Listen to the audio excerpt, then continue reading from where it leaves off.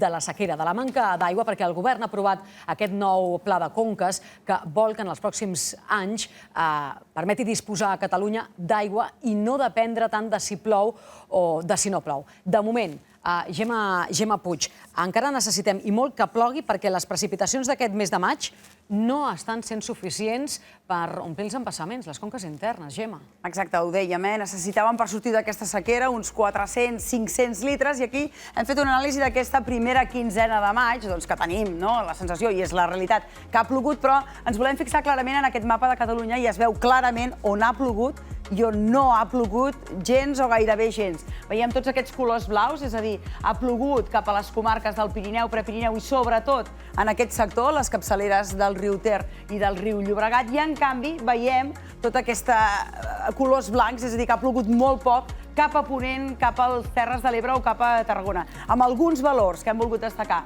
el 112 de l'Arguedon, el 128 d'Ulldeter, que si afegíssim el darrer dia del mes d'abril ja se situaria cap a aquests 200 litres, Anglès 79 i en canvi només 5 litres a Portbou, 0,3 en tots aquests 15 dies a Lleida o 0,9 al Canà. Per tant, lluny d'aquests 400-500 litres, sí que el que hem reduït, la sequera agrícola, és a dir, hem mullat els boscos, els camps, en aquest sector, en les comarques de Barcelona i Girona. A la resta, ni la sequera agrícola. I no es nota, no té la seva repercussió directa en els embassaments, a principis de maig situats cap al 25,4, ara 25,35 avui. Per tant, què és el que hem notat? Que no baixen, és a dir, que es mantén. Que es frena la pèrdua d'aigua als embassaments, però que no s'omplen. I això és el que necessitaríem, senyor Reyes? Això és el que ens agradaria. Això és el que ens agradaria. Llavors aquí és quan a la Gemma Puig li demanem que tregui la bola de vidre. Mapes, jo t'anava a dir la bola de vidre, però no, si tens mapes que ens ho poden concretar, avui és 17 de maig, què passarà d'aquí a finals? Mira, això és els propers 15 dies, és a dir, com acabaríem aquest maig. La bona notícia és que mantindrem aquesta tendència que hem tingut la primera quinzena de maig. És a dir, si ens fixem en aquests propers dies, tenim aquestes barres de pluja que veuen aquí. Per tant, una mica, perquè això no són temporals de pluja dels que necessitem, no són llevantades, que seria el que necessitaríem, però sí que veuen com gairebé tots els dies alguna cosa, és a dir, algun ruixat tindrem. Però estem parlant una mica de la tendència d'aquests darrers dies. Haurem de veure si aquest cap de setmana tenim una miqueta més, però no s'acaben de posar d'acord els mapes. Per tant, la bona notícia és que anirem regant, no amb la quantitat que necessitem.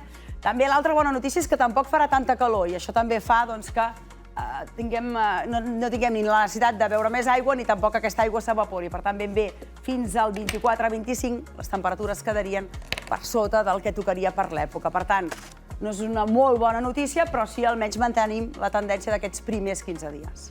Gràcies, Gemma Puig. Deixa'm preguntar-li si és una bona notícia o no molt bona notícia. Pel que fa a les pluges, senyor Reyes, vostè com ho entoma, això?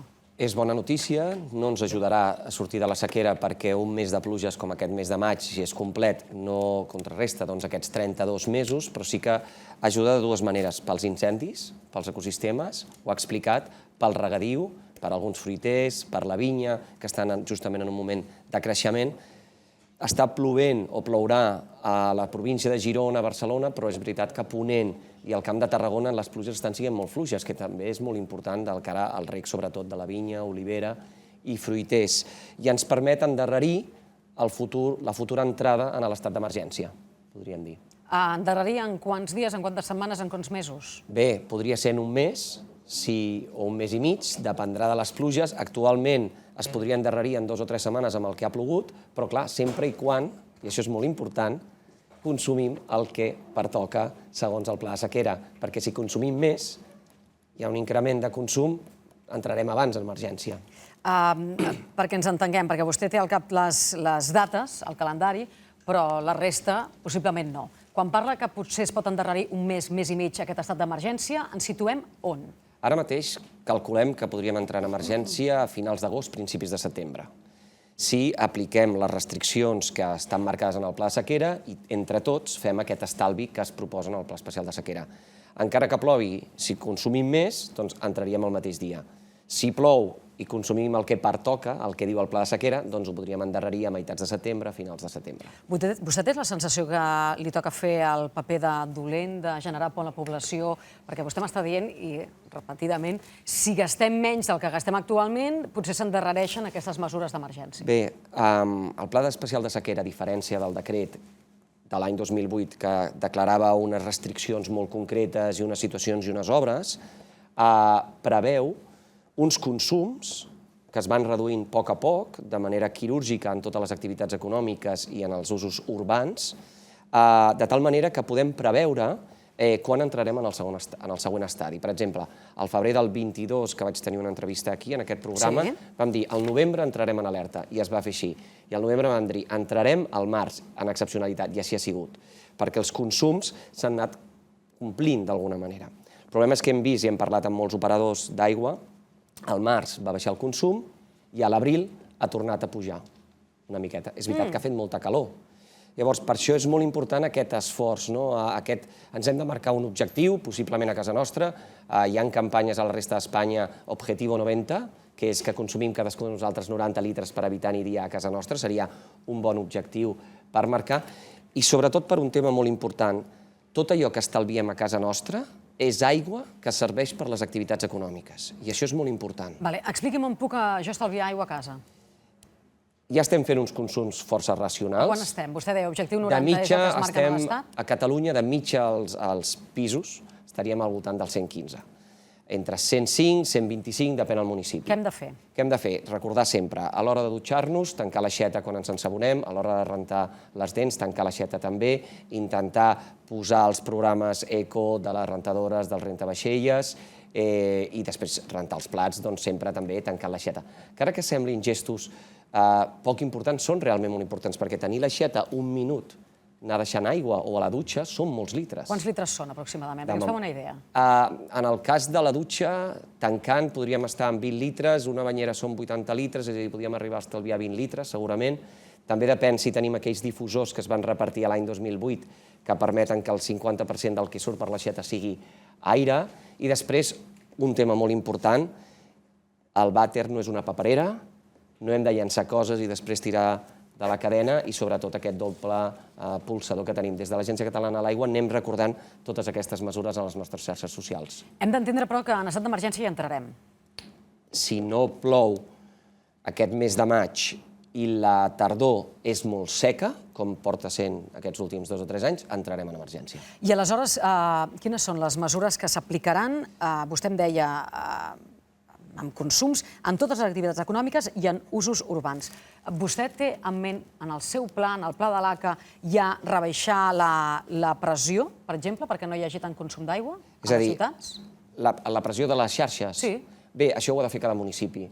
Nosaltres, com a Agència Catalana de l'Aigua, fem de l'àrbit de l'aigua, el regulador, el que controla que tothom consumeixi el que pertoca. Llavors, molts municipis, en els seus plans d'emergència, especialment aquells municipis més grans, preveuen reduccions de pressió o de cabal per evitar uns consums tan alts. Però això s'ha de treballar municipi per municipi, perquè no és el mateix Barcelona, que té edificis molt alts, que potser un municipi on tots són cases o són planta baixa, primer pis, perquè si no l'aigua no ens arribaria. Per això la línia de subvenció que publicarem durant aquest mes de maig, una de les accions a incloure són les reguladores de pressió o de cabal per poder jugar millor amb la gestió de l'aigua dintre del municipi. Per entendre'ns, quan vostè em diu que depèn de cada municipi, vol dir que seran els governs municipals els que ho decideixen al marge del que digui l'ACA? L'ACA el que fa és agafar la població d'aquell municipi, la multiplica per la dotació, si entrem en emergència seran 200 litres per habitant i dia, es multiplica per la població, i aquesta és la dotació diària i mensual. I, per tant, aquí cada municipi decidirà si talla l'aigua unes hores, per exemple, de nit o matinada, o si rebaixen la pressió de l'aigua. Tallar l'aigua suposa molts problemes, per les experiències que hem viscut l'any passat. I que estem vivint en alguns municipis puntualment ara. I que ja es viu. Per això és molt important que l'estan tallant perquè l'aqüífer està baixant i no tenen suficient aigua. Si poden regular la pressió, la poden baixar, no haurien de fer talls i tindrien els ciutadans aigua continuada. Per això és tan important aquesta línia de subvenció, per poder jugar a que els municipis i els ciutadans tinguin aigua cada dia, a qualsevol hora, però potser amb menys pressió, perquè a més, quan obres i tanques i buides les canonades, pots tenir més fuites, trencaments, la gent omple piscines, omple cubells, omple banyeres i encara es consumeix més aigua. Senyor Reyes, li demano que es mulli, li demano que es mulli. Vostè, que és partidari de rebaixar la pressió, que es talli l'aigua durant unes hores. O sigui, si vostè un alcalde, dos alcaldes, els que siguin, el truquen i li diuen: Samuel, què haig de fer? És millor una cosa o l'altra? Dependrà de com estigui la infraestructura, en quin estat estigui, i el recurs que tenen els pous, etc., però segurament baixar la pressió seria el millor. Però s'hauria de valorar, perquè cal veure com són els municipis. Per això també és molt important de la línia de subvenció que puguin sectoritzar la xarxa. Hi ha molts municipis que tenen un nucli amb pisos més alts i després tenen moltes cases. Les pressions han de ser diferents. Tot això és el que hem d'ajudar a treballar. I a Barcelona, per exemple? A Barcelona, què hauria de passar? Ho dic perquè els pisos són alts. A Barcelona això jo crec que hauríem de parlar amb l'operador perquè no és la nostra funció com a Agència Catalana de l'Aigua fer la regulació en aquest sentit, però sí s'ha parlat de regular una mica la pressió, però jo crec que per això hem d'arribar a aquest extrem. Fem un estalvi. Sí, clar, ningú vol arribar allà, però tampoc no volíem arribar on som i a mi hem arribat. Sí, per això és tan important fer inversions, per això és tan important renovar la xarxa i fer un consum adequat. És a dir, recordem que aquests 200 litres habitant dia, en el cas d'emergència, és el que consumim a casa i totes les activitats econòmiques que hi ha dintre, restaurants, cafeteries, hospitals, botigues, és a dir, per això l'esforç és de tot, no només nosaltres a casa nostra. Sector turístic. Què en pensa de l'ús que està fent de l'aigua al sector turístic? L'impacte del sector turístic dintre del global de Catalunya és baix, perquè a més està normalment dintre dels municipis. És baix, què vol dir? És a dir, nosaltres Quines dades tenim? En el pla de sequera estem parlant d'uns 30 hectòmetres. 30 hectòmetres de 1.000 que es consumeixen a les conques internes. És molt important, i per això la Taula Nacional de l'Aigua jo crec que anirà molt bé, posar totes les dades dels consums. Però no ens podem basar només en hectòmetres i PIB, perquè encara que l'agricultura utilitzi molta aigua, després part d'aquesta aigua es retorna al cicle, perquè torna als canals, perquè va als aqüífers i produeix aliment, que és un bé bàsic. Llavors, ho hem de treballar en global. Li he preguntat pel curt termini, perquè vostè, de fet, m'hi ha portat amb la previsió de pluges d'aquests pròxims dies, però el que tenim també damunt de la taula, ja a mig i llarg termini, és aquest pla de conques amb una inversió milionària, 2.400 milions d'euros fins al 2027, ho dic bé? Sí. Que han de garantir que tinguem aigua suficient pels ciutadans, per l'agricultura i per la indústria, malgrat que augmentin les sequeres com la que estem patint ara. Com ho aconseguirem? I quan començarem a notar aquests resultats del pla? El pla és de les conques internes, perquè el pla de la zona de l'Ebre l'ha de fer la Confederació Hidrográfica de l'Ebro. Avui hi ha reunió, per cert, Unió de Pagesos amb Confederació. Nosaltres, en el pla que es va començar a treballar l'any 2018 i que s'aprova ara, perquè és un procés molt llarg, amb molta participació... Amb retard i amb advertència de la Comissió Europea. Amb retard de 6 mesos, perquè si recordem l'any 2021, que vam tenir el govern en funcions, el document és un document molt important pel país, i amb un govern en funcions es va decidir, en aquell moment, a qui li pertoqués, no publicar-lo i esperar que es creés un nou govern per treure aquest document tan important, perquè ha de passar per molts organismes per fer els seus dictàmens. Dèiem, tenim per les conques internes, es va determinar un dèficit de 3,5 metres cúbics per segon, que és, podríem dir, quasi la meitat, 30% del que es consumeix actualment a la regió metropolitana, i es van definir unes inversions. Aquestes inversions s'havien de fer en 5 anys. Què fem? Les accelerem. Entre elles hi ha la dessaladora de la Tordera, l'ampliació de la planta potabilitzadora del Besòs, que ja s'està posant en marxa, potenciar la regeneració del Prat del Llobregat i, per exemple, de Sant Feliu de Llobregat, que produiria també 20 hectòmetres més, i un dels altres temes, degut a que aquesta sequera està sent tan intensa, la dessaladora del Foix, que es preveia per un període més endavant, 28-33, comencem a fer els estudis. Ja està a l'avantprojecte, l'hem tret a informació pública per si calgués avançar-ho. D'aquesta manera, hi ha una cosa molt important. Si som més resilients a l'àrea metropolitana, vol dir que desembassem menys aigua del Llobregat i del Ter, la conca del Ter és autosuficient, i els embassaments de la Llosa del Cavall, Sant Ponç i la Baix tindran més aigua i ajudaran també a aquelles comarques, que és molt important. És a dir, tot allò que no consumim aquí és aigua que es queda en el Prepirineu per a aquells municipis. O sigui, estem parlant de produir aigua, m'ho permet dir així, sí. produir aigua especialment per les zones urbanes. Sí, produir aigua per l'àmbit metropolità, regió metropolitana. Escolti'm, la setmana passada el Ministeri va aprovar aquests 220 milions per ampliar la desalinitzadora de la Tordera. La Generalitat ho reclamava des de feia temps, aquesta inversió. Aquests diners estan inclosos en els 2.400 milions d'aquest pla o no? Sí, bé, l'obra està inclosa dintre dels 2.400 milions d'euros. Els 2.400 milions d'euros són 1.400 de l'Agència Catalana de l'Aigua i 1.000 de la resta d'administracions. Estan assegurats aquests diners? Sí. Com a mínim els de l'Agència Catalana de l'Aigua. No, i els altres? Els altres... I per no quedar-nos al 50%? No, perquè hi ha parts dels 2.400, 2.000 són de la Generalitat i els altres 400 venen d'altres administracions. Per exemple, si nosaltres traiem una línia de subvenció durant aquests anys de 200 milions d'euros al món local, com que no subvencionem el 100%, de mitjana podríem dir que és el 80%, aquest 20% el fica l'administració local i és el que tenim en compte aquí. Llavors, dels 1.400 que havia de ficar l'Agència Catalana de l'Aigua, 220 venen de l'Estat amb aquesta aprovació.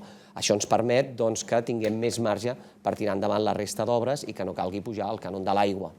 Abans vostè em deia ens explicava el que podem fer a casa. No sé si es plantegen l'obligació de fer instal·lacions per aigües grises en els edificis de nova construcció. Això es pot veure? Això ho ha fet una ordenança de Sant Cugat. Sí, però dic a nivell català. És estatal, és el Codi d'Edificació Tècnic. Per tant, Catalunya aquí no té competències per obligar les noves construccions a fer això.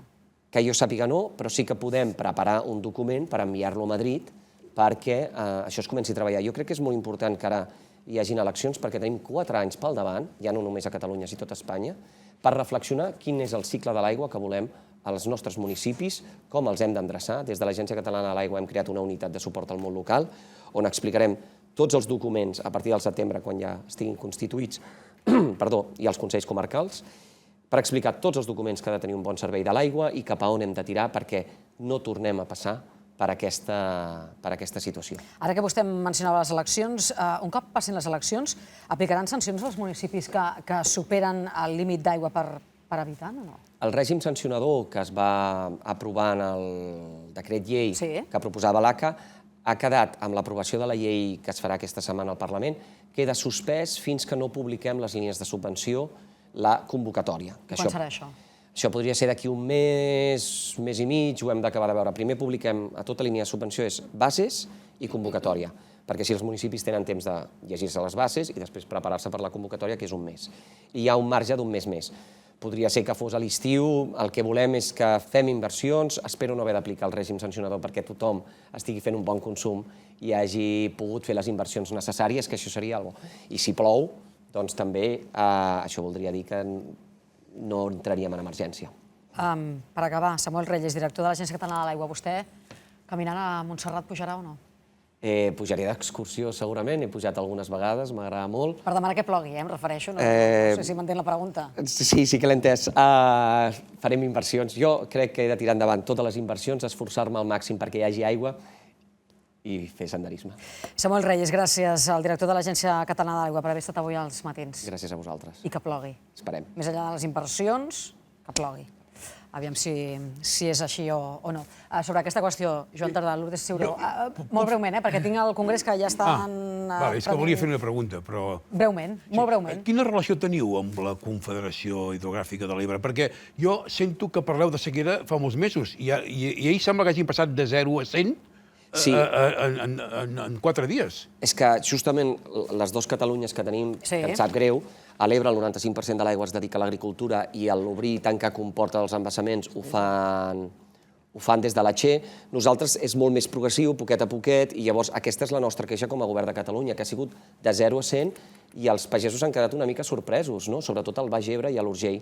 En canvi, nosaltres ho hem pactat amb ells com ha de ser aquestes restriccions. La col·laboració és bona, però hem d'avançar i hem de poder també dir més coses. Lourdes Ciuró. Si és que l'ACA, ho dèieu, garanteix l'abastiment del 90% de la població, o sigui, de l'àrea metropolitana, de les urbs, però és el 40% de la població, de la despesa d'aigua. Sí. no? La resta, aquest 60%, depèn de la Che. Sí. I aquí va la subsistència dels nostres pagesos, de l'agricultura. Acompanyareu com a govern els pagesos a reivindicar que el canal d'Urgell tingui les inversions necessàries, perquè és el rebost de Catalunya. És bàsic que es I modernitzi. la cohesió territorial garanteixen els pagesos. És que és molt important, no ens podem centralitzar només en l'àrea metropolitana i per això deia, quan tot el que invertim a l'àrea metropolitana vol dir que aigües queden als embassaments, però sobretot hem d'intentar que el que ja posa la Generalitat i sempre volia posar en el canal d'Urgell, l'Estat també ens ajudi, perquè els pagesos no poden assumir el 30% de les obres, que serien 300 milions d'euros, Els i han hem d'haver de ajudes. protegir i acompanyar, perquè és un baluart que tenim al país com a cohesió territorial i com a activitat I econòmica. incrementar segurament les zones de regadiu, perquè només produïm el 40% dels aliments que necessitem. Samuel Rey, repeteixo, gràcies, fins una altra. Que vagi bé.